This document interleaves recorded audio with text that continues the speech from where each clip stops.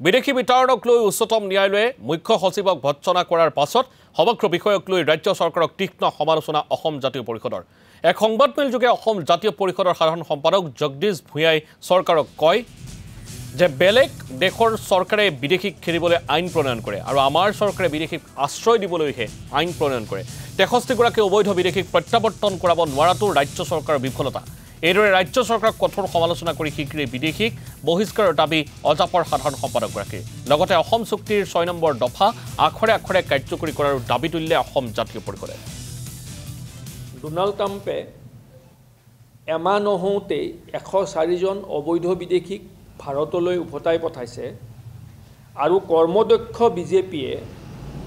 জাতি মাটি ভেটিৰ সুৰক্ষা দিম বুলি কোৱা বিজেপিয়ে সেই ঘৰাইঘাট বুলি কোৱা বিজেপিয়ে মুগলক পৰাভূত কৰাৰ সংকল্প লৈ চৰকাৰ গঠন কৰা বিজেপিয়ে মাত্ৰ 63 জন মানুহক চিনাক্তকৰণ কৰাৰ পাছতো যোৱা 10টা বছৰে 10 বছৰ 8 মাহত অসম চৰকাৰ 9 বছৰত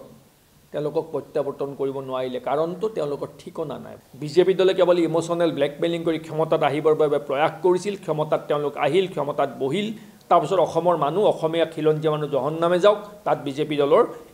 একো নাহে একো নাযায় সেই মানসিকতাৰ তেওঁলোকে এতিয়া গোটেই সমগ্ৰ অসমখন আৰু ভাৰতবৰ্ষখন লুণ্ঠন লুটৰাজ চলাই আছে